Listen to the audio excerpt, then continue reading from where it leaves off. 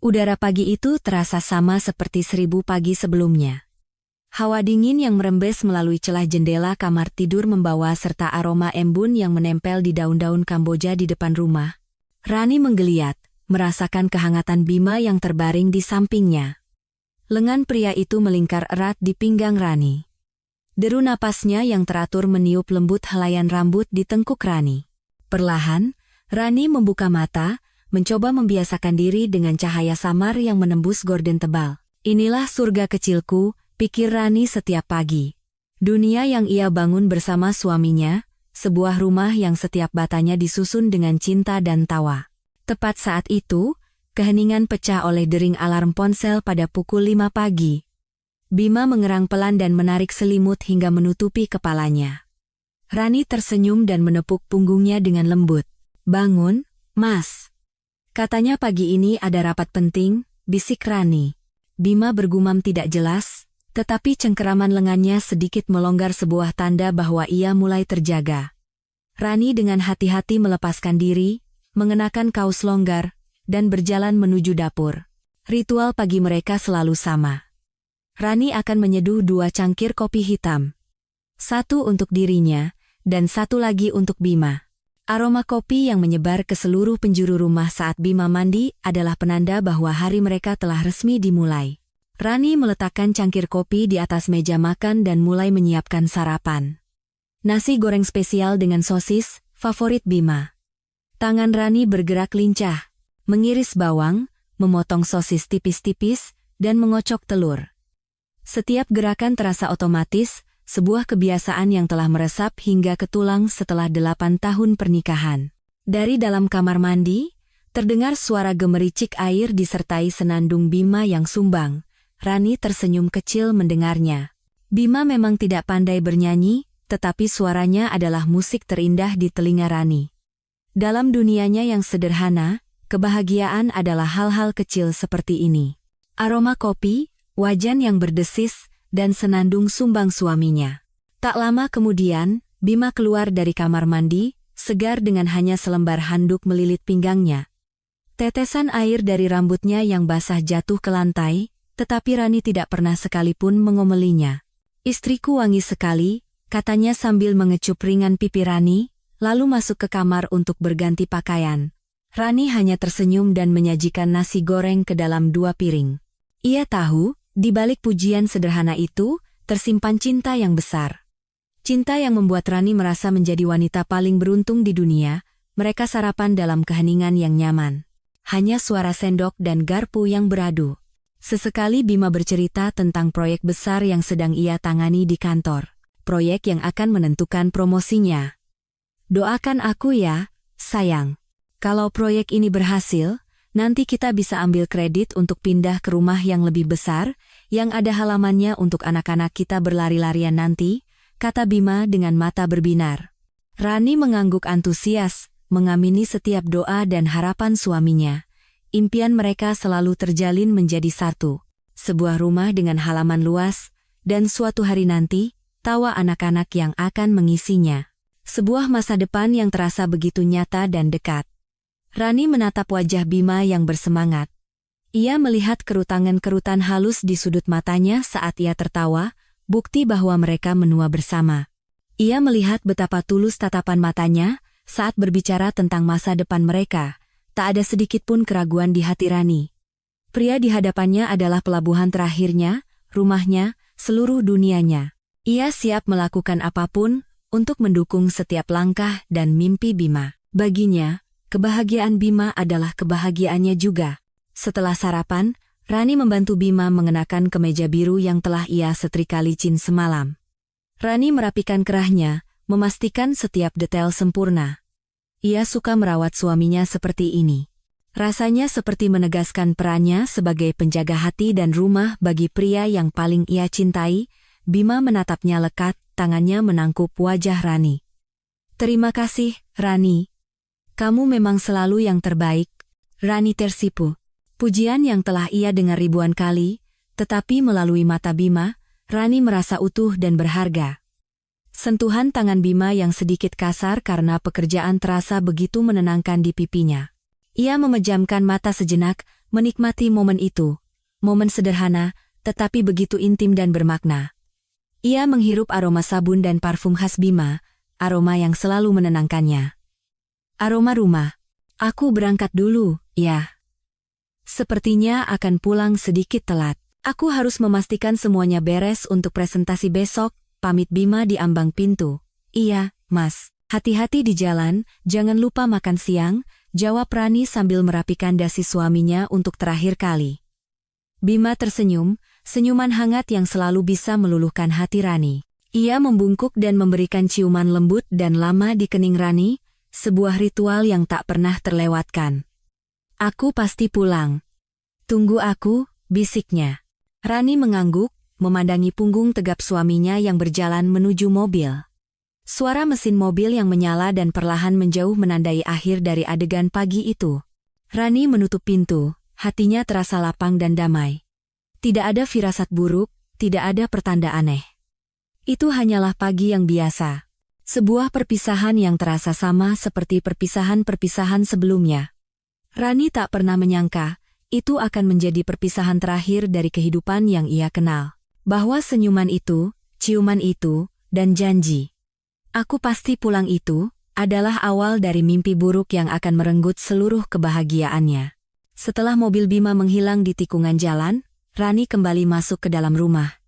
Ia membereskan meja makan, mencuci piring, dan merapikan tempat tidur mereka. Semuanya ia lakukan dengan senandung kecil di bibirnya. Rumah terasa sepi tanpa Bima, tetapi itu adalah kesunyian yang damai.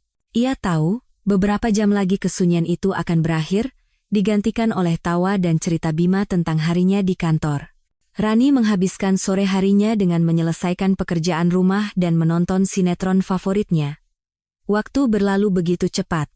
Tak terasa, ia sudah menyiapkan makan malam sederhana. Sop buntut hangat yang ia yakin akan disukai Bima setelah hari yang melelahkan. Ia menata meja dengan rapi, 2 piring, 2 pasang sendok dan garpu, dan 2 gelas air. Semua siap menyambut rajanya pulang. Tetapi sang raja tak kunjung datang. Jarum jam dinding terus berdetak, suaranya terdengar begitu keras di rumah yang sunyi. Pukul 7 malam. Biasanya jika Bima akan pulang telat, ia sudah memberi kabar. Tapi malam ini berbeda. Ponsel Rani tergeletak diam di atas meja. Tak ada telepon, tak ada pesan. Rani mencoba menepis perasaan gelisah yang mulai merayap. Mungkin rapatnya benar-benar molor, pikirnya, atau mungkin baterai ponselnya habis. Rani menyalakan televisi untuk mengalihkan perhatian, tetapi matanya tak bisa fokus pada layar. Telinganya lebih peka terhadap setiap suara kendaraan di luar, berharap salah satunya adalah suara mobil Bima. Pukul 8. Sop buntut di atas meja mulai mendingin. Rani bangkit dan memanaskannya kembali dengan api kecil.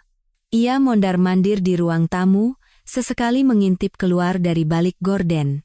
Jalanan di depan rumah tampak lengang. Rasa cemas mulai menggerogoti hatinya seperti rayap. Ini tidak seperti Bima. Selama 8 tahun pernikahan, Bima tidak pernah sekalipun menghilang tanpa kabar seperti ini. Ia pria yang sangat bertanggung jawab dan selalu memprioritaskan Rani. Rani meraih ponselnya. Dengan ibu jari yang sedikit gemetar, ia menekan nomor Bima, nada sambung berbunyi. Tapi yang terdengar hanyalah suara mesin operator, nomor yang Anda tuju sedang tidak aktif. Rani mencoba lagi, dan lagi, dan lagi. Hasilnya sama. Jantungnya mulai berdebar lebih kencang. Pukul 9. Rasa takut mulai menguasainya. Pikiran-pikiran mengerikan melintas di benaknya. Kecelakaan. Perampokan. Sesuatu yang buruk pasti telah terjadi. Rani mencoba menarik napas dalam-dalam, menenangkan diri. Ia harus berpikir jernih. Ia membuka daftar kontak di ponselnya dan mencari nama Joko, rekan kerja terdekat Bima. Dengan tangan yang basah oleh keringat dingin, Rani meneleponnya. Halo, Mas Joko. Maaf mengganggu malam-malam. Ini saya, Rani. Oh, Mbak Rani, halo. Ada apa ya? Jawab Joko dengan suara ramah. Mas Bima apa masih di kantor, ya? Dari tadi saya telepon, ponselnya tidak aktif, tanya Rani. berusaha agar suaranya tidak terdengar panik. Hening sejenak di seberang telepon. Bima? Dia sudah pulang dari jam 5 sore tadi Mbak, bareng saya keluarnya. Katanya badannya kurang enak, mau langsung pulang saja, jawab Joko. Dunia Rani seakan berhenti berputar. Jika Bima pulang pukul 5, di mana dia sekarang? Sudah 4 jam berlalu. Kebohongan kecil Joko tentang Bima yang kurang enak badan terasa janggal, tetapi Rani terlalu panik untuk memikirkannya lebih dalam. Oh, begitu ya, Mas Joko. Ya sudah. Terima kasih informasinya, kata Rani lemas, lalu menutup telepon. Tubuhnya merosot ke sofa, kakinya terasa lemas. Di mana Bima? Pikirannya kacau balau. Ia mencoba menelepon beberapa teman Bima yang lain, tetapi jawabannya sama. Semua mengatakan Bima sudah meninggalkan kantor sore hari. Beberapa bahkan menambahkan detail-detail aneh yang tidak sinkron, seolah sedang menyembunyikan sesuatu. Ada yang bilang Bima ada janji dengan klien, yang lain bilang ia pergi ke bengkel. Jawaban yang berbeda-beda itu hanya menambah kebingungan dan ketakutannya. Malam semakin larut. Suara jangkrik di luar terdengar seperti lagu pemakaman bagi hati Rani yang hancur berkeping-keping. Ia tidak lagi duduk. Ia berlutut di lantai, memeluk bantal sofa, dan menangis tanpa suara. Air mata mengalir tanpa henti, membasahi bantal beludru itu. Ia berdoa dengan sungguh-sungguh kepada Tuhan agar suaminya baik-baik saja, dimanapun ia berada. Rani tidak tidur semalaman. Matanya terpaku pada pintu depan, berharap keajaiban terjadi, berharap pintu itu terbuka dan Bima masuk sambil tersenyum, lalu menjelaskan alasan konyol di balik kepergiannya, tapi pintu itu tetap tertutup rapat. Fajar mulai menyingsing, cahaya pucatnya menyoroti wajah Rani yang sembab dan putus asa. Hari pertama penantian telah berakhir, berganti dengan hari kedua yang dipenuhi ketidakpastian yang lebih menyakitkan. Rani tidak tahu, ini barulah permulaan dari penderitaannya.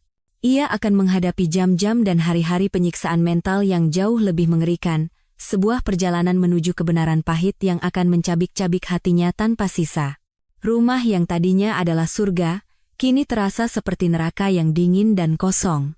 Setiap sudutnya mengingatkan Rani pada Bima, pada kebahagiaan mereka yang kini terasa begitu rapuh dan jauh. Ia sendirian, terombang-ambing di lautan kecemasan dengan satu pertanyaan yang terus berputar di kepalanya. Di mana kamu, Mas? Hari kedua dimulai tanpa tidur dan tanpa istirahat. Tubuh Rani terasa remuk, tetapi hatinya jauh lebih lelah.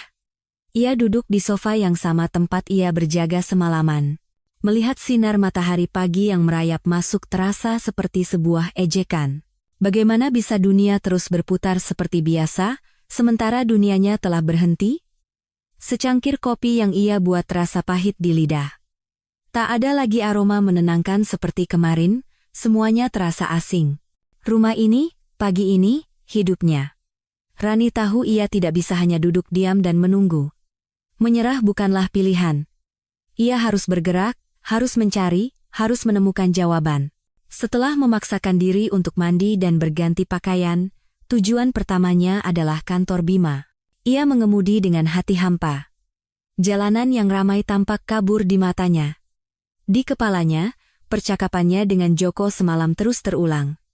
Bima sudah pulang dari jam 5 sore. Kalimat itu terus berdengung di telinganya, menusuk hatinya. Jika ia pulang jam 5, mengapa ia tidak sampai di rumah? Perjalanan yang biasanya hanya memakan waktu 30 menit terasa seperti berjam-jam. Di setiap tikungan, di setiap lampu merah, Rani berharap melihat mobil Bima di depannya. Tapi harapan itu selalu pupus. Sesampainya di gedung kantor yang menjulang tinggi, Rani memarkir mobilnya dengan tangan gemetar. Ia melangkah masuk ke lobi yang dingin dan mewah, merasa seperti orang asing. Resepsionis yang biasanya menyapanya dengan ramah kini menatapnya dengan tatapan aneh, campuran antara kasihan dan canggung. "Selamat pagi, Bu Rani." "Mencari Pak Bima?" tanyanya dengan suara pelan. Rani hanya bisa mengangguk. Tenggorokannya tercekat. "Tolong hubungkan saya dengan Pak Direktur," pinta Rani.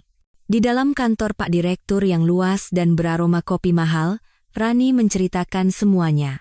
Ia berusaha tegar, memilih kata-katanya dengan hati-hati, menjelaskan bahwa Bima belum pulang sejak kemarin dan ponselnya tidak aktif. Pak Direktur, seorang pria parubaya yang kebapakan, mendengarkan dengan saksama. Wajahnya menunjukkan kekhawatiran, tetapi ada sesuatu yang lain di matanya, sesuatu yang coba ia sembunyikan. Saya turut prihatin, Bu Rani. Ini tidak seperti Bima. Dia karyawan saya yang paling bisa diandalkan, katanya. Tapi kemarin sore setelah rapat, dia memang izin pulang lebih awal, katanya ada urusan keluarga mendadak. Urusan keluarga? Urusan apa? Di kota ini, Rani adalah satu-satunya keluarganya. Kebohongan lagi? Mengapa semua orang berbohong? Rani meminta izin untuk melihat meja kerja Bima, berharap menemukan petunjuk. Pak Direktur mengizinkan. Saat berjalan melewati bilik-bilik karyawan, Rani bisa merasakan puluhan pasang mata menatapnya. Mereka berbisik-bisik, lalu terdiam saat Rani menoleh. Suasananya sangat tidak nyaman. Di meja Bima, semuanya tampak normal. Foto pernikahan mereka dalam bingkai perak berdiri tegak. Mak bertuliskan suami terbaik di dunia pemberian Rani tergeletak di samping tumpukan dokumen. Rani menyentuh permukaan meja yang dingin, dan matanya terasa panas. Ia membuka laci-lacinya, tetapi tidak menemukan apa-apa selain alat tulis dan beberapa dokumen kerja. Tidak ada petunjuk, tidak ada apa-apa. Saat ia hendak pergi, Joko menghampirinya. Sabar ya, Mbak. Mungkin Bima sedang butuh waktu sendiri, katanya pelan, menghindari tatapan Rani, lagi-lagi kalimat yang aneh. Waktu sendiri. Masalah apa yang begitu besar, hingga ia harus menghilang? Rani menatap Joko dengan pandangan kosong, lalu berbalik dan pergi tanpa sepatah kata pun. Ia tahu mereka semua menyembunyikan sesuatu. Langkah selanjutnya adalah menghubungi keluarga. Ia menelepon ibunya terlebih dahulu, berusaha terdengar setenang mungkin, tetapi suaranya pecah di kalimat pertama. Tangis yang ia tahan sejak pagi akhirnya pecah. Di seberang telepon, ibunya ikut panik. Kemudian, ia menelepon ibu mertuanya. Reaksi mereka sama, syok, tidak percaya, dan ketakutan. Pertanyaan-pertanyaan yang tidak bisa Rani jawab menghujaninya. Apa kalian bertengkar? Apa Bima punya masalah? Coba kamu ingat-ingat lagi, Rani. Setiap pertanyaan terasa seperti tuduhan, seolah semua ini adalah kesalahannya. Telepon-telepon itu tidak memberikan solusi, hanya menambah lebih banyak beban di pundaknya. Hari kedua berlalu dengan keputusasaan yang semakin pekat.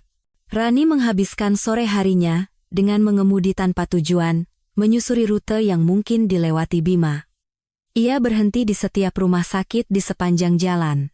Di ruang gawat darurat, ia bertanya pada petugas dengan suara gemetar, "Maaf, apa ada pasien kecelakaan tanpa identitas yang masuk sejak kemarin sore?"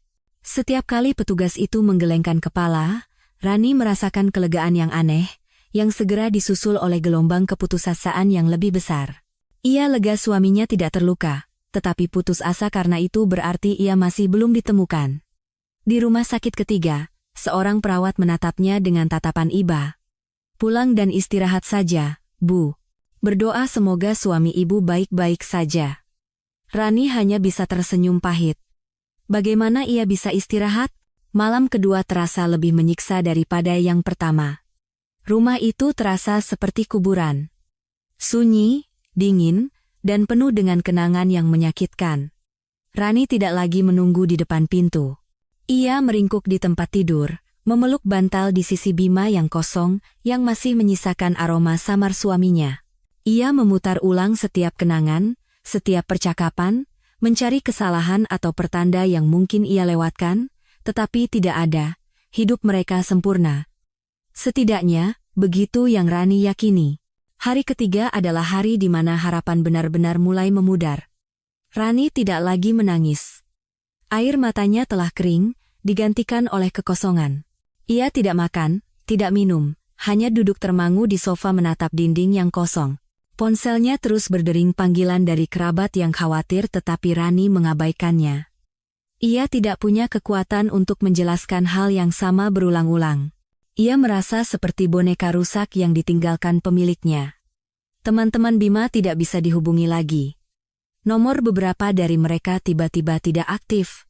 Yang lain tidak mengangkat teleponnya. Seolah-olah mereka sengaja menghindarinya, membangun tembok keheningan yang membuat Rani semakin terisolasi. Sore itu, hujan turun dengan deras, mengetuk jendela seolah ikut berduka atas kesedihannya. Rani menatap bayangannya di kaca. Mata sembab, rambut acak-acakan, tatapan kosong. Ia nyaris tidak mengenali dirinya sendiri. 3 hari. 3 hari yang terasa seperti 3 abad. Harapannya telah menjadi abu, yang tersisa hanyalah ketakutan dan pertanyaan yang tak berujung. Pada pagi hari keempat, Rani terbangun bukan karena alarm, tetapi karena rasa dingin yang menusuk hingga ke tulang. Ia tertidur di sofa tanpa selimut. Tubuhnya kaku dan pegal. Untuk sesaat, ia lupa. Ia pikir ini hanyalah pagi biasa, dan Bima ada di kamar. Tapi kemudian keheningan di rumah itu menyadarkannya, dan kenyataan menghantamnya kembali. Sekuat pukulan yang mendarat di ulu hatinya, Bima masih belum kembali. 4 hari. 4 hari sejak suaminya lenyap dari muka bumi. Kesedihan dan kecemasan yang mendominasi hatinya selama ini mulai bercampur dengan perasaan lain, mati rasa. Ia merasa hampa, seperti cangkang kosong yang isinya telah hilang. Tak ada lagi energi untuk menangis atau panik. Pagi itu, ayahnya datang membawakan sarapan, tetapi Rani tidak menyentuhnya sama sekali. Melihat kondisi putrinya yang mengenaskan, pria tua itu duduk di sampingnya dan menghela napas panjang. "Rani, kita tidak bisa terus begini. Kita harus lapor polisi," katanya dengan suara berat. Rani menggeleng lemah. Entah kenapa, gagasan untuk pergi ke kantor polisi terasa begitu menakutkan. Rasanya seperti sebuah pengakuan final. Sebuah deklarasi resmi bahwa suaminya bukan hanya pergi sebentar, tetapi benar-benar hilang. Itu akan membuat mimpi buruk ini menjadi kenyataan yang tak terbantahkan. "Mungkin Mas Bima hanya butuh waktu, yah," bisik Rani, sebuah harapan terakhir yang ia sendiri tahu terdengar konyol. Ayahnya menggenggam tangannya yang dingin. 4 hari bukan waktu yang sebentar, Nak. Ini sudah tidak wajar lagi. Kita harus minta bantuan pihak berwajib. Setidaknya mereka bisa membantu melacak sinyal ponselnya atau menyebarkan informasi. Rani tidak bisa membantah logika ayahnya. Ia telah melakukan semua yang ia bisa. Ia telah menemui jalan buntu. Dengan sisa tenaga yang ia miliki, Rani mengangguk setuju. Perjalanan ke kantor polisi terasa seperti iring-iringan menuju tiang gantungan. Rani duduk di kursi penumpang mobil ayahnya, menatap keluar jendela tetapi tidak melihat apa-apa. Kota yang sibuk, orang-orang yang lalu lalang, semuanya tampak seperti adegan dalam film bisu. Dunianya telah kehilangan suara dan warna. Ia memeluk erat tasnya. Di dalamnya ada foto terbaru Bima, tersenyum cerah saat mereka berlibur di pantai tahun lalu. Foto itu terasa berat, seolah memikul beban semua kenangan mereka. Kantor polisi adalah tempat yang asing dan mengintimidasi. Bau aneh campuran kertas tua, asap rokok, dan disinfektan. Suasananya sibuk namun terasa lambat. Beberapa polisi berseragam coklat berlalu lalang dengan wajah serius, sementara beberapa warga sipil duduk di kursi tunggu dengan wajah cemas, sama seperti dirinya. Rani dan ayahnya diarahkan ke ruang pengaduan. Seorang polisi berkumis menyambut mereka dengan acuh tak acuh, bahkan tanpa menoleh. "Ada yang bisa dibantu?" tanyanya, matanya terpaku pada layar komputer. Ayah Ranilah yang menjelaskan situasinya. Rani hanya bisa duduk diam dengan kepala tertunduk, mendengarkan ayahnya menceritakan kronologi hilangnya Bima. Baru ketika polisi itu mulai melontarkan pertanyaan langsung kepadanya, Rani harus berjuang untuk mengeluarkan suara. "Kapan terakhir kali bertemu suami Anda?" "Selasa pagi, tanggal 4 September, saat dia berangkat kerja," jawab Rani lirih. "Pakaian terakhir yang dikenakan?" Rani mendeskripsikan kemeja biru dan celana bahan hitam yang ia siapkan pagi itu. Lalu datanglah pertanyaan yang paling ia takuti. "Sebelumnya ada pertengkaran atau masalah rumah tangga?" Rani menggeleng cepat. "Tidak, Pak. Kami tidak ada masalah apa-apa." Polisi itu menatapnya dengan tatapan menyelidik, seolah tidak percaya. "Masalah utang atau musuh?" Lagi-lagi Rani menggeleng. Setiap pertanyaan terasa seperti menguliti privasinya, Memaksanya membuka kehidupan pribadinya di depan orang asing yang tampak tidak peduli. Ia merasa dihakimi, seolah ia adalah tersangka, bukan korban. Proses pembuatan laporan berjalan lambat dan berbelit-belit. Rani harus menceritakan detail-detail kecil yang tampaknya tidak relevan, menyebutkan nama teman-teman Bima, memberikan nomor telepon kerabat. Puncak dari siksaan itu adalah ketika polisi meminta foto Bima untuk dilampirkan. Dengan tangan gemetar, Rani mengeluarkan foto dari tasnya. Melihat wajah Bima yang tersenyum bahagia di foto itu, begitu kontras dengan situasi saat ini, pertahanannya runtuh, setetes air mata jatuh di atas foto itu. Polisi itu mengambil foto tersebut tanpa emosi, menempelkannya di formulir laporan, dan mengetik data diri Bima ke komputer. "Baik, laporan sudah diterima," katanya dengan nada datar. "Nanti kalau ada perkembangan, kami akan hubungi." Hanya itu. Tidak ada kata-kata penghiburan, tidak ada jaminan apapun. Rani merasa seperti baru saja menyerahkan sepotong hatinya, dan polisi itu hanya menumpuknya di antara berkas-berkas kusam lainnya. Saat meninggalkan kantor polisi, Rani merasa lebih hampa dari sebelumnya. Ia berharap mendapatkan secercah harapan, kepastian bahwa seseorang akan membantu. Tapi yang ia dapatkan hanyalah selembar surat tanda terima laporan. Ayahnya mencoba menghibur bahwa ini adalah langkah yang benar, tetapi Rani tidak merasakan apa-apa. Langkah ini terasa seperti sebuah titik yang mengakhiri era penantian pasifnya dan membuka babak baru yang menakutkan. Babak di mana hilangnya Bima bukan lagi masalah keluarga, tetapi sebuah kasus resmi. Saat mobil ayahnya meninggalkan halaman kantor polisi, Rani menoleh ke belakang. Gedung dengan cat kusam itu tampak seperti monster yang telah menelan sisa-sisa harapannya. Ia benar-benar sendirian sekarang. Beberapa hari setelah melapor ke polisi, tidak ada apa-apa. Keheningan terasa lebih mematikan daripada jeritan. Setiap kali telepon berdering, jantung Rani berdebar kencang, hanya untuk kecewa saat mengetahui itu hanyalah kerabat yang menanyakan kabar yang sama, kabar yang tidak Rani miliki. Polisi tidak menelepon. Tidak ada perkembangan, tidak ada petunjuk. Rani merasa seperti terombang-ambing di lautan luas tanpa daratan dan tanpa kompas.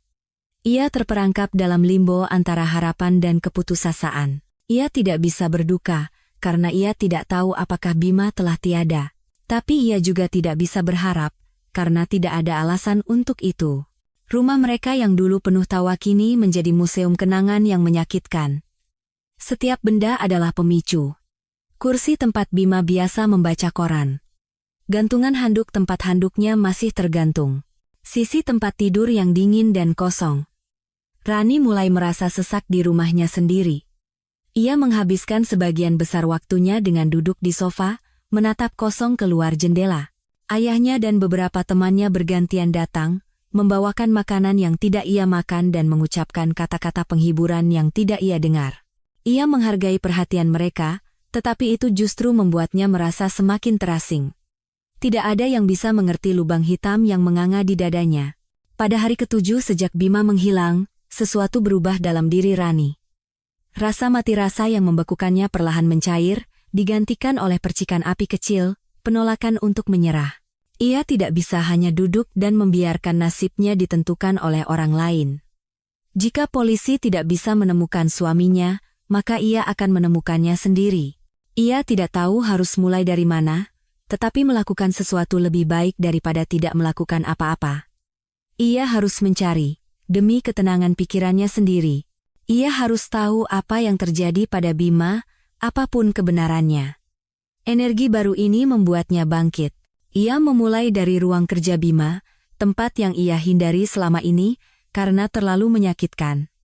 Kali ini, ia masuk dengan tekad seorang detektif. Ia menyalakan laptop Bima, tetapi laptop itu dilindungi kata sandi yang tidak ia ketahui. Ia mencoba tanggal lahir Bima, tanggal lahirnya, tanggal pernikahan mereka, semuanya salah. Rani frustrasi, tetapi tidak berhenti. Ia beralih ke laci-laci meja. Isinya hanya dokumen kantor, tagihan lama, dan setumpuk kartu nama. Tidak ada yang aneh.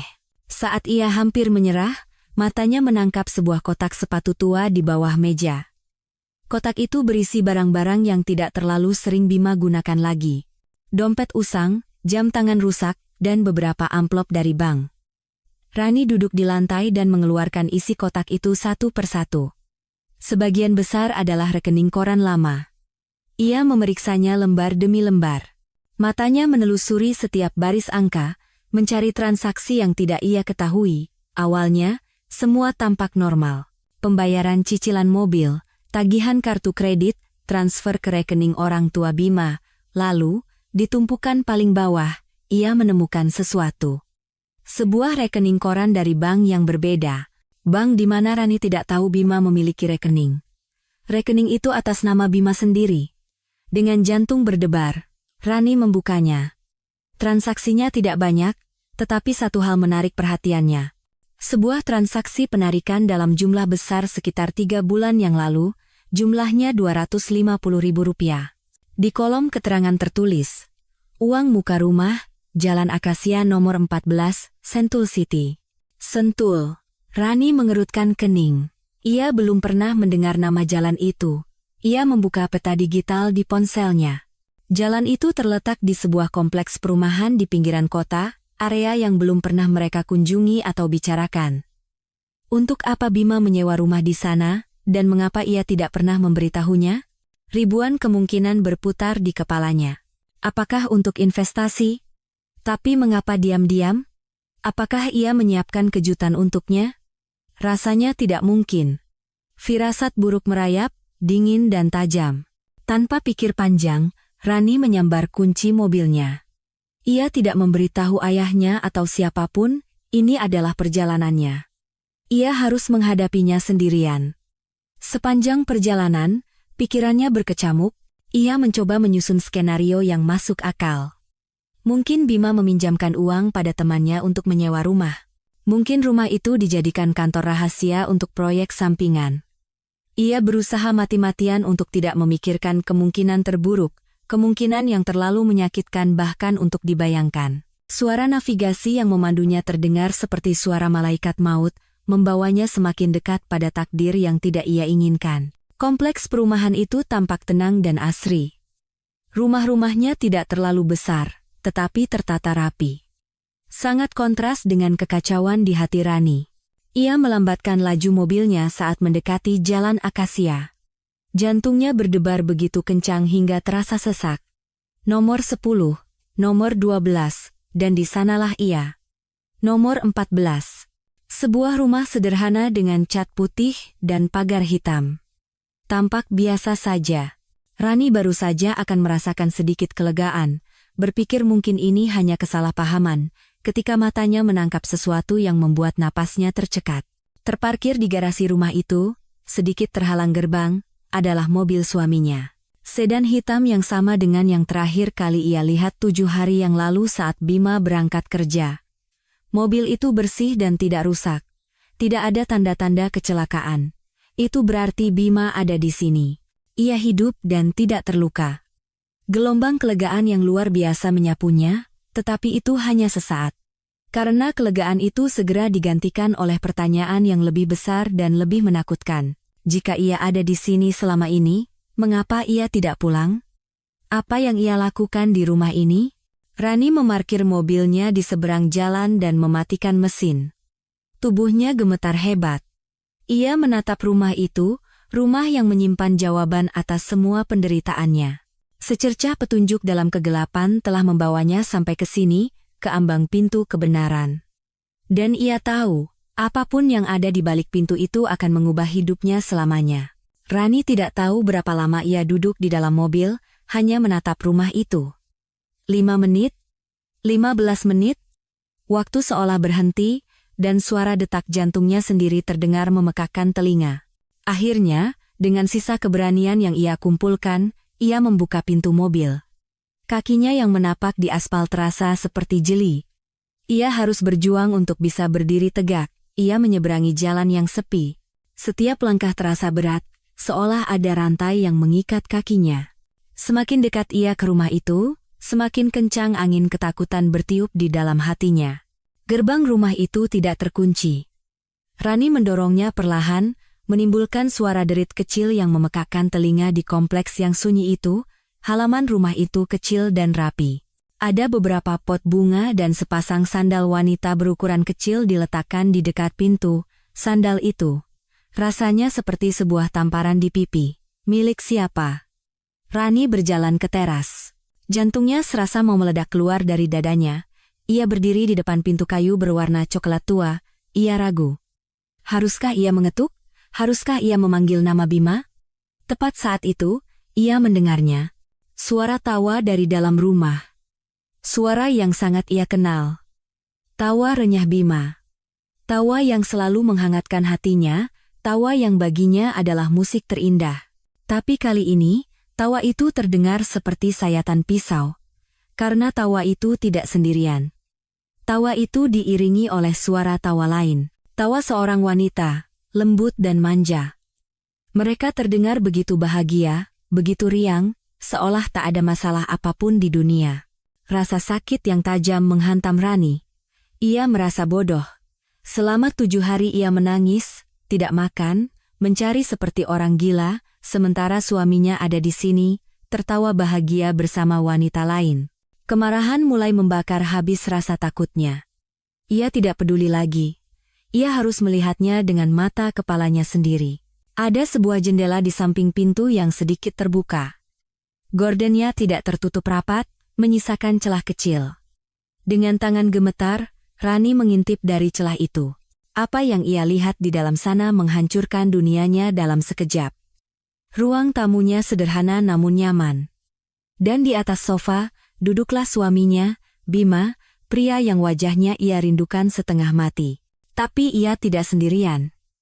Di sampingnya, seorang wanita muda bersandar manja di bahunya.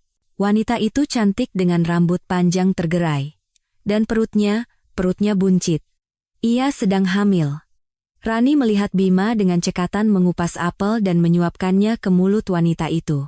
Dengan gerakan yang begitu lembut dan penuh cinta. Tatapan mata Bima pada wanita itu persis seperti tatapan yang biasa ia berikan pada Rani. Tatapan penuh pemujaan dan kasih sayang. Mereka tampak seperti pasangan paling bahagia di dunia. Menantikan kelahiran anak pertama mereka. Rani merasa sesak napas. Udara di sekitarnya menipis, dan pemandangan di depannya terasa tidak nyata, seperti adegan dalam film horor. Ini pasti mimpi buruk, pikirnya. Sebentar lagi aku akan bangun dan menemukan Bima di sampingku. Tapi suara tawa mereka yang terdengar lagi menyadarkannya bahwa ini adalah kenyataan yang paling kejam dan menyakitkan. 8 tahun pernikahan, semua janji, semua impian, semua cinta yang ia pikir mereka miliki, terasa seperti sebuah kebohongan besar. Gelombang amarah yang belum pernah ia rasakan seumur hidupnya menguasai dirinya. Ia tidak berpikir lagi. Ia mundur selangkah dan mendorong pintu depan dengan sekuat tenaga. Pintu itu tidak terkunci. Brak! Pintu terbuka dengan keras, menghantam dinding. Pemandangan di dalam ruangan itu membeku. Tawa mereka berhenti seketika. Bima dan wanita itu menoleh ke arah pintu dengan ekspresi sangat terkejut. Mata Bima membelalak melihat Rani berdiri di ambang pintu, dengan wajah basah oleh air mata, mata menyala karena amarah, dan napas terengah-engah. Wanita di sampingnya tampak ketakutan dan secara refleks memegangi perut buncitnya. Rani, suara Bima keluar seperti bisikan tak percaya. Siapa? Perempuan ini? Desis Rani. Suaranya bergetar menahan tangis dan amarah. Ia melangkah masuk. Matanya terpaku pada Bima, mengabaikan wanita hamil yang ketakutan itu. Aku tanya siapa perempuan ini. Bima bangkit dari sofa. Wajahnya pucat pasi. Ia tampak bingung, tidak tahu harus berkata apa. Rani, aku bisa jelaskan. Ini tidak seperti yang kamu pikirkan. Tidak seperti yang aku pikirkan? Teriak Rani, suaranya melengking. Lalu apa? Selama 7 hari aku mencarimu seperti orang gila. Aku sampai lapor polisi? Aku kira kamu celaka? Aku kira kamu mati? Dan selama itu kamu di sini, berbahagia dengan perempuan ini? Setiap kata adalah pisau yang ia hunuskan pada dirinya sendiri. Wanita itu mulai terisak pelan. Bima sempat menoleh padanya, mencoba menenangkan. Gestur itu semakin membakar hati Rani. Lalu ia kembali menatap Rani dengan tatapan memohon. Duduk dulu, Rani. Kita bicara baik-baik. Aku tidak mau duduk. Jawab aku. Sekarang. Tuntut Rani. Bima menghela napas panjang, tampak kalah. Ia menatap Rani dengan tatapan aneh, campuran antara rasa bersalah dan pasrah. Lalu ia mengucapkan kalimat yang meruntuhkan sisa-sisa dunia Rani. Kalimat yang akan selamanya terpatri dalam ingatannya sebagai suara kehancuran. Dia Dewi, kata Bima pelan, suaranya nyaris tak terdengar. Istriku. Kami sudah menikah siri 6 bulan yang lalu, hening. Hanya isak tangis wanita itu dan napas kasar Rani yang menjadi satu-satunya suara di ruangan itu. Istri. Kata itu menggema di kepala Rani. Berputar-putar, menghancurkan setiap sel otaknya. Menikah. Sejak 6 bulan yang lalu. Itu berarti saat Bima tidur di sampingnya setiap malam, saat ia mencium keningnya setiap pagi, saat mereka merencanakan masa depan bersama, pria itu sudah memiliki istri lain. Kehidupan lainnya, kebahagiaannya yang lain. Rani merasakan kakinya lemas. Ia terhuyung dan berpegangan pada kusen pintu agar tidak jatuh. Rasa sakitnya begitu luar biasa hingga ia tidak bisa merasakannya lagi. Yang tersisa hanyalah kekosongan yang dingin dan gelap. Ia menatap wajah Bima. Wajah pria yang pernah begitu ia cintai, dan yang ia lihat sekarang hanyalah monster, wajah seorang pengkhianat. Pintu itu telah terbuka, dan kebenaran di baliknya bukan hanya menghancurkan hatinya, tetapi juga membunuh jiwanya. Rani tidak ingat bagaimana ia bisa kembali ke mobilnya. Kakinya bergerak sendiri, sementara kepalanya kosong, putih, sunyi. Ia berhasil menyalakan mesin. Tangannya bergerak otomatis, melakukan gerakan familiar yang telah ia lakukan ribuan kali, tetapi jiwanya tidak ada di sana. Jiwanya tertinggal di rumah itu, hancur berkeping-keping di lantai ruang tamu bersama puing-puing pernikahannya. Ia menginjak pedal gas, dan mobil itu melaju meninggalkan jalan akasia, meninggalkan pemandangan neraka pribadinya. Ia mengemudi tanpa tujuan. Nama jalan, gedung-gedung, lampu lalu lintas, semuanya menjadi sapuan warna kabur di matanya yang dibanjiri air mata. Suara klakson mobil lain terdengar sayup-sayup, seperti datang dari dunia lain. Dunianya sendiri telah runtuh dan senyap. Di kepalanya, hanya ada suara Bima, berulang terus-menerus seperti kaset rusak, dia istriku. Kami sudah menikah siri 6 bulan yang lalu. Setiap kata adalah belati yang terus menusuknya. 6 bulan. Itu berarti selama setengah tahun terakhir, setiap pelukan, setiap ciuman, setiap kata cinta dari Bima adalah kebohongan. Saat ia tertidur lelap di samping Bima, mungkin suaminya sedang bertukar pesan dengan wanita lain. Saat ia tulus mendoakan keberhasilan proyek Bima, mungkin sebagian uang dari hasil kerja keras itu digunakan untuk membiayai kehidupan gandanya. Pengkhianatan itu begitu besar, begitu fisik, hingga Rani merasa dadanya akan meledak. Ia menepikan mobilnya di sebuah jalan yang sepi, di bawah pohon-pohon rindang, dan di sana, terkurung di dalam mobilnya yang sempit, ia hancur. Ia berteriak, jeritan panjang yang keluar dari lubuk hatinya yang paling dalam. Jeritan itu membawa semua rasa sakit, pengkhianatan, kebingungan, dan kemarahan yang ia rasakan. Ia memukul-mukul setir dengan kepalan tangannya, berulang kali, tidak peduli rasa sakit di buku-buku jarinya, ia menangis sejadi-jadinya. Air mata mengalir tanpa henti, membasahi blus yang ia kenakan. Ini bukan tangisan kesedihan yang hening. Ini adalah raungan binatang yang terluka parah. Ia meratapi 8 tahun hidupnya yang sia-sia. Ia meratapi semua pengorbanan yang telah ia lakukan untuk Bima. Ia berhenti dari pekerjaan yang ia sukai setelah menikah karena Bima ingin ia menjadi ibu rumah tangga seutuhnya. Ia menunda keinginannya untuk melanjutkan sekolah pasca sarjana, karena Bima bilang lebih baik uangnya ditabung untuk membeli rumah. Ia telah memberikan seluruh hidupnya, seluruh hatinya, seluruh kepercayaannya pada satu orang, dan orang itu telah menginjak-injaknya tanpa ampun.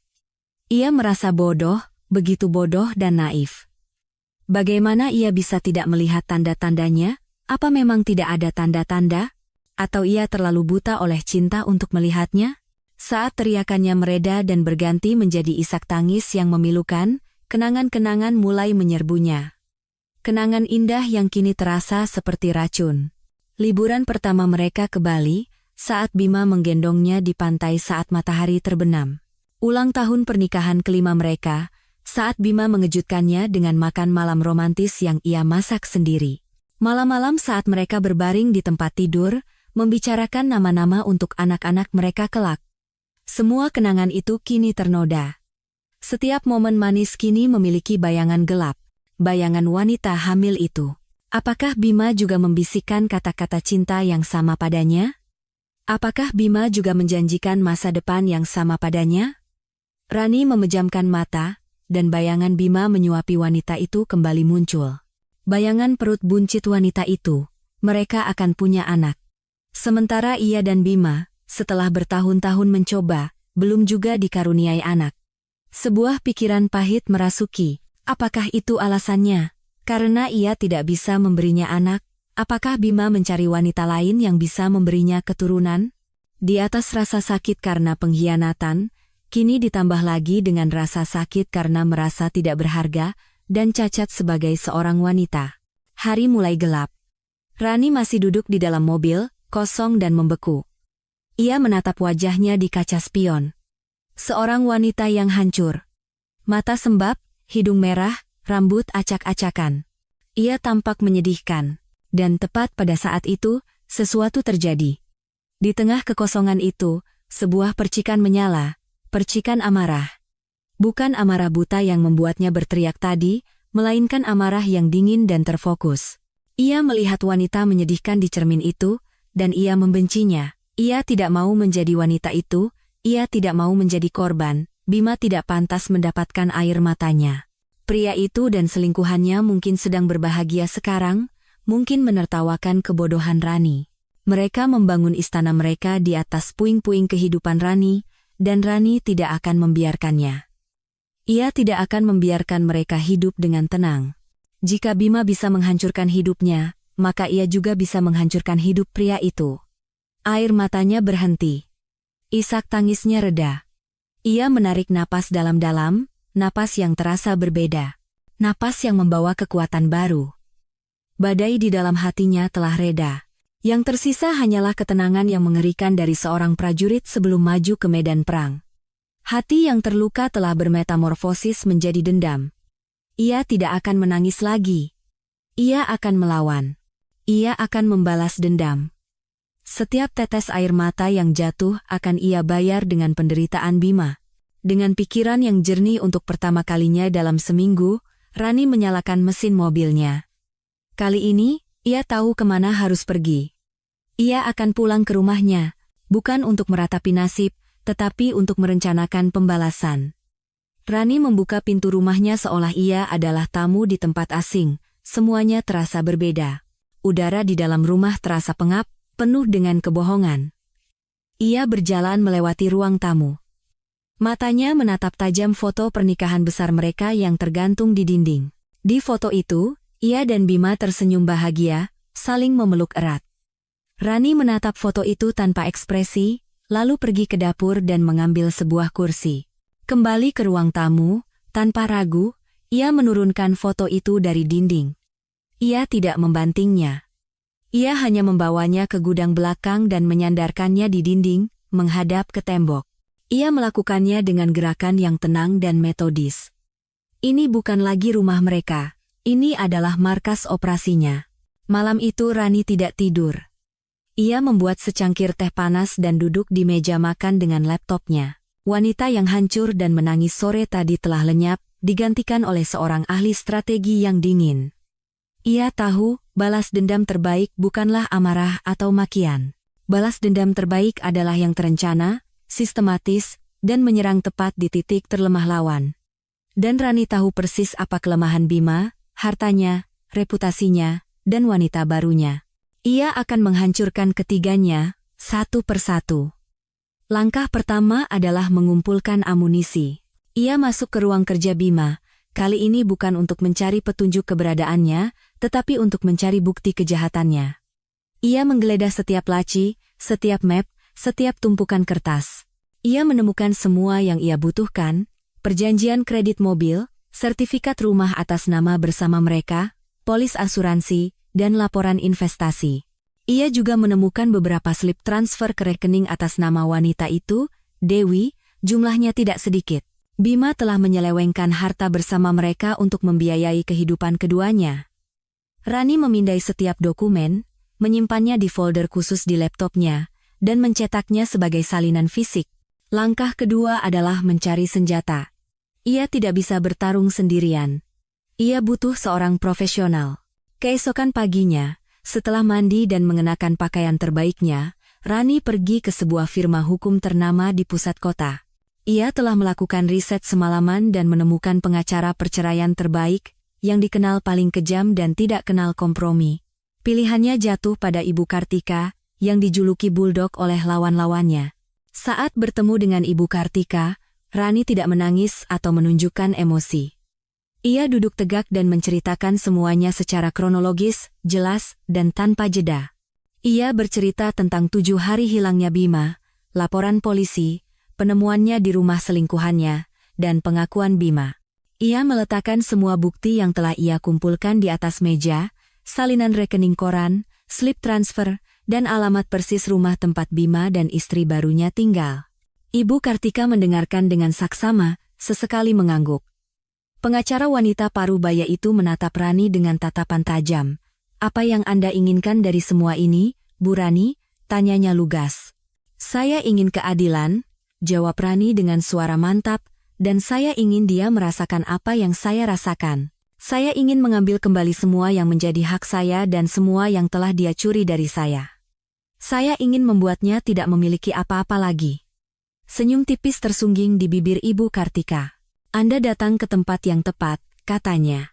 Selama 2 jam berikutnya, mereka menyusun strategi serangan, sebuah rencana balasan yang brutal dan berlapis. Pertama, dari sisi pidana, Ibu Kartika menjelaskan bahwa tindakan Bima yang melakukan nikah siri sementara masih terikat pernikahan sah dengan Rani adalah tindak pidana perzinahan dan bisa diperkarakan juga sebagai penipuan dalam perkawinan.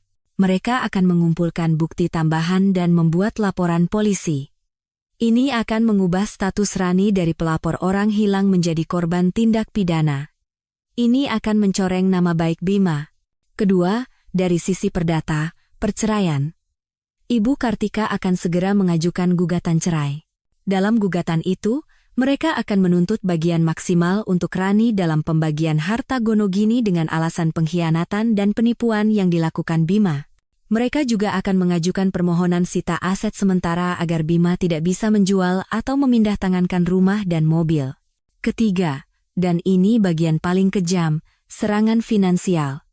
Sebelum gugatan resmi dilayangkan, Ibu Kartika menyarankan Rani untuk segera bertindak. Rekening tabungan bersama kalian, segera tarik semua saldonya dan pindahkan ke rekening atas nama pribadi Anda, itu uang Anda juga. Amankan sebelum dia bisa berbuat apa-apa, saran Ibu Kartika. Kartu kredit tambahan atas nama Anda juga, segera bekukan. Putus semua akses finansial yang bisa Anda putus, sekarang juga. Ini akan melumpuhkan Bima secara finansial, membuatnya panik dan tidak mampu menafkahi istri barunya yang sedang hamil. Keempat, serangan sosial. Ibu Kartika menyarankan untuk menunggu saat yang tepat. Jangan berkoar-koar sekarang, biarkan proses hukum berjalan dulu. Setelah laporan pidana masuk dan gugatan cerai dilayangkan, baru kita bergerak. Kita akan datangi keluarganya dengan bukti-bukti ini. Kita juga akan mengirimkan salinan laporan polisi dan gugatan cerai secara resmi ke bagian personalia di kantornya. Biar mereka tahu karyawan teladan mereka adalah seorang penipu dan penzina. Rani mendengarkan setiap butir rencana itu dengan saksama. Hatinya dingin, tetapi di sisi lain dipenuhi kepuasan samar. Ini bukan lagi tentang cinta yang dikhianati. Ini adalah perang, dan ia akan menang. Saat keluar dari kantor pengacara, Rani merasa seperti terlahir kembali. Ia bukan lagi Rani yang lemah dan cengeng. Ia adalah wanita yang memegang kendali atas takdirnya sendiri. Di dalam tasnya, ada sebuah rencana yang rapi.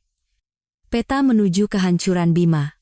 Dan ia akan menjalankan setiap langkahnya dengan presisi yang dingin, tanpa ampun, dan tanpa penyesalan.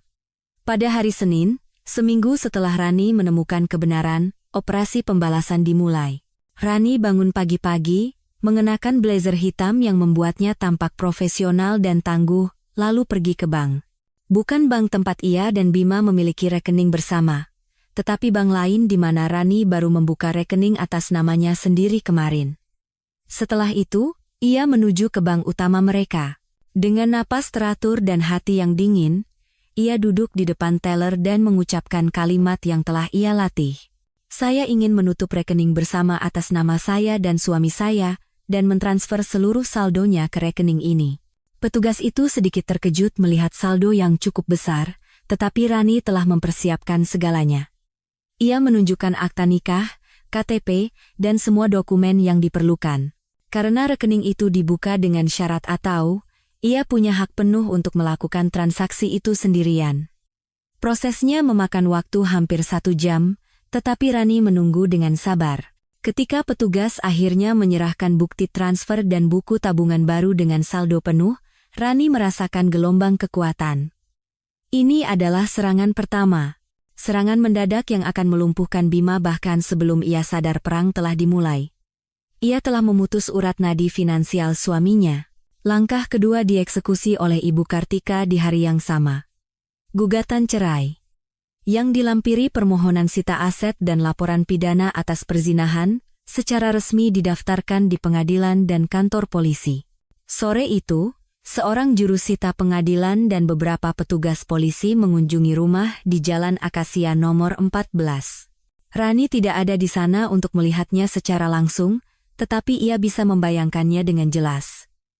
Ia membayangkan wajah pucat Bima saat menerima surat panggilan dari pengadilan. Ia membayangkan kepanikan Dewi saat melihat polisi mendatangi rumah mereka. Ia membayangkan pertengkaran hebat yang pasti pecah di antara mereka berdua setelah para petugas itu pergi. Kebahagiaan palsu mereka telah resmi diganggu. Surat-surat resmi itu adalah bom waktu yang ditanam Rani di jantung rumah tangga baru mereka. Dan benar saja, malam itu ponsel Rani mulai berdering tanpa henti. Nama Bima muncul di layar. Panggilan pertama ia biarkan berdering hingga mati. Panggilan kedua ia tolak. Ketiga, keempat, kelima, Bima tidak menyerah. Lalu pesan-pesan mulai membanjir masuk. Rani, kamu di mana? Apa maksud semua ini? Kenapa kamu lakukan ini? Rani, kita bisa bicarakan ini baik-baik. Aku tidak bisa tarik uang di ATM. Kamu pindahkan kemana uang kita? Kamu gila. Dewi syok. Dia bisa keguguran. Rani membaca setiap pesan tanpa emosi. Kata-kata Bima tidak lagi punya kekuatan untuk menyakitinya. Ia hanya melihatnya sebagai suara panik dari seekor tikus yang terperangkap. Ia hanya membalas dengan satu pesan singkat, pesan yang dirancang untuk memutus semua harapan negosiasi dari Bima. Semua komunikasi selanjutnya harap melalui pengacara saya, Ibu Kartika. Ini nomor kontaknya. Setelah itu, Rani memblokir nomor Bima. Langkah ketiga, serangan sosial, dimulai 3 hari kemudian. Rani, didampingi orang tuanya, mendatangi rumah orang tua Bima.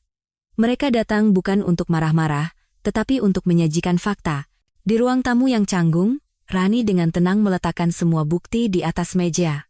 Salinan akta nikah Rani dan Bima, salinan laporan polisi, salinan gugatan cerai, foto-foto Dewi yang sedang hamil yang ia ambil diam-diam dari media sosialnya, dan bukti transfer ke rekening Dewi. Ibu mertuanya pada awalnya membela putranya mati-matian. Jangan mengada-ada kamu, Rani. Tidak mungkin Bima seperti itu. Ini pasti salah paham, serunya. Tetapi ayah mertuanya, seorang pensiunan pegawai negeri yang pendiam, memeriksa bukti-bukti itu satu persatu, dan wajahnya memucat. Ia melihat tanggal-tanggal transfer. Ia membaca detail dalam gugatan cerai. Tidak ada yang bisa dibantah. Saat itulah tangis ibu mertuanya pecah, bukan lagi tangisan pembelaan, tetapi tangisan malu dan kecewa. Keluarga yang begitu membanggakan Bima, yang selalu menganggapnya putra yang sempurna, kini harus menanggung akibat perbuatannya. Rani tidak merasa iba. Ia hanya merasa keadilan sedang berjalan. Saya hanya ingin bapak dan ibu tahu kebenarannya. Selebihnya, biar hukum yang berjalan, katanya, Sebelum meninggalkan rumah itu, Bima telah kehilangan benteng pertahanan terakhirnya, dukungan keluarga. Langkah keempat dan terakhir adalah serangan profesional. Surat resmi dari kantor Ibu Kartika, dilampiri salinan laporan polisi, tiba di meja kepala personalia perusahaan Bima. Perusahaan tempat Bima bekerja memiliki kebijakan etika yang sangat ketat. Karyawan yang terlibat dalam kasus pidana, terutama yang berpotensi mencemarkan nama baik perusahaan, adalah masalah serius. Rani tidak tahu persis apa yang terjadi di dalam sana, tetapi seminggu kemudian, ia mendengar kabar dari seorang teman lama bahwa Bima telah diskors tanpa batas waktu, hingga penyelidikan internal selesai. Pukulan itu fatal. Bima tidak hanya kehilangan akses finansial dan dukungan keluarga, tetapi juga pekerjaan dan status sosial yang selalu ia banggakan.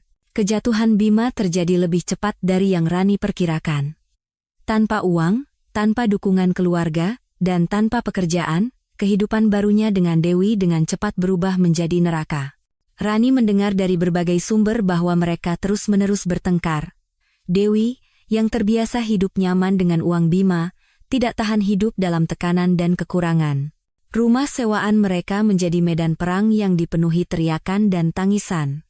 Istana pasir yang mereka bangun di atas kebohongan kini luluh lantak diterpa badai pembalasan yang diciptakan Rani. Setiap tahap dari rencananya telah dieksekusi dengan sempurna. Rani tidak merasakan kebahagiaan yang meluap-luap. Ia hanya merasakan kepuasan yang dingin dan kelam. Ia telah menepati janjinya pada diri sendiri. Ia telah membuat setiap tetes air matanya terbayar lunas. 6 bulan kemudian, semuanya berakhir. Proses perceraian berjalan alot, tetapi dengan bukti yang dimiliki Rani dan kelihayan Ibu Kartika, hasilnya sudah bisa ditebak. Pada hari putusan, Rani duduk tegak di ruang sidang. Di seberang, Bima duduk membungkuk. Ia tampak 10 tahun lebih tua. Wajahnya tirus, rambutnya sedikit acak-acakan, dan tatapan matanya kosong. Ia telah kehilangan segalanya. Hakim mengetuk palu, mengabulkan gugatan cerai Rani. Berdasarkan bukti perselingkuhan dan penelantaran, pengadilan memutuskan bahwa rumah dan mobil sepenuhnya menjadi milik Rani sebagai ganti rugi, ditambah sebagian besar aset investasi mereka. Bima keluar dari ruang sidang itu hanya dengan pakaian yang melekat di badannya. Saat berjalan keluar dari gedung pengadilan, Rani tidak merasakan euforia kemenangan. Ia tidak melompat kegirangan atau tersenyum puas. Yang ia rasakan adalah kelegaan yang luar biasa. Perasaan seperti beban yang sangat berat akhirnya terangkat dari pundaknya. Perang telah usai. Ia menang, tetapi ia juga lelah. Sangat lelah. Dari kejauhan, ia melihat Bima berjalan tertatih-tatih sendirian. Ia mendengar kabar bahwa Dewi telah meninggalkannya beberapa bulan yang lalu, tidak tahan hidup dalam kemiskinan dan cercaan, lalu kembali ke kampung halamannya. Rani menatap punggung pria itu sejenak, pria yang pernah menjadi seluruh dunianya. Dan ia tidak merasakan apa-apa. Tidak cinta, tidak benci.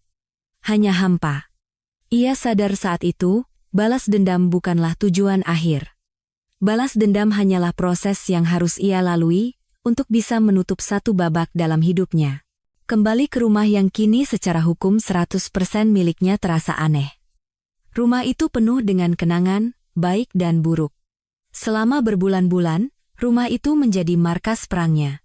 Tapi kini perang telah usai, dan rumah itu terasa seperti monumen masa lalu yang kelam. Rani sadar ia tidak bisa memulai hidup baru di sini. Beberapa minggu kemudian, ia memasang papan dijual di depan rumah itu. Ia menjual rumah itu beserta sebagian besar perabotannya. Ia hanya membawa barang-barang pribadinya, dan beberapa kenang-kenangan dari orang tuanya. Ia ingin memulai dari lembaran yang kosong, kanvas yang bersih. Saat proses penjualan rumah selesai dan uangnya masuk ke rekeningnya, Rani melakukan sesuatu yang sudah lama tidak ia lakukan. Ia membuka kembali portofolio desain grafisnya yang sudah usang. Ia ingat, sebelum menikah, ia adalah seorang desainer lepas yang cukup berbakat. Ia meninggalkan semua itu demi Bima. Kini, ia ingin mengambilnya kembali. Ia mendaftar di beberapa kursus online untuk memperbarui keterampilannya. Ia mulai membangun kembali situs web pribadinya. Perlahan tapi pasti, gairah lamanya mulai tumbuh kembali. Ia menemukan kembali bagian dari dirinya yang telah lama hilang, bagian yang tidak ada hubungannya dengan menjadi istri seseorang. Beberapa bulan kemudian, Rani duduk di sebuah kafe kecil di pusat kota. Di depannya, laptopnya menyala, menampilkan proyek desain logo untuk klien pertamanya. Ia menyesap kopi hangatnya dan tersenyum tipis. Ia berhasil. Ia tidak hanya berhasil menghancurkan sang pengkhianat, tetapi yang lebih penting, ia berhasil membangun kembali dirinya sendiri dari puing-puing. Rasa sakit itu masih ada, tentu saja, itu akan selalu menjadi bekas luka di hatinya. Tapi bekas luka itu tidak lagi perih. Ia telah menjadi bukti kekuatannya, kemampuannya untuk bertahan dan bangkit kembali. Ponselnya bergetar. Sebuah pesan masuk dari agen perjalanan. Pemesanan tiket pesawat dan hotel untuk perjalanan solonya ke Jepang bulan depan telah dikonfirmasi. Sebuah hadiah untuk dirinya sendiri, sebuah perayaan untuk kehidupan yang baru. Rani menatap keluar jendela kafe. Ia melihat orang-orang yang lalu lalang, dunia terus berputar. Dan untuk pertama kalinya setelah sekian lama, ia merasa menjadi bagian dari putaran itu lagi. Ia tidak tahu apa yang akan terjadi di masa depan. Ia tidak tahu apakah ia akan bisa jatuh cinta lagi. Tapi itu tidak penting. Yang penting adalah ia telah menemukan dirinya kembali. Ia adalah Rani. Bukan istri Bima, bukan korban pengkhianatan, tetapi hanya Rani. Seorang wanita yang kuat, mandiri, dan bebas. Dan di ufuk sana, ia bisa melihat fajar baru menantinya.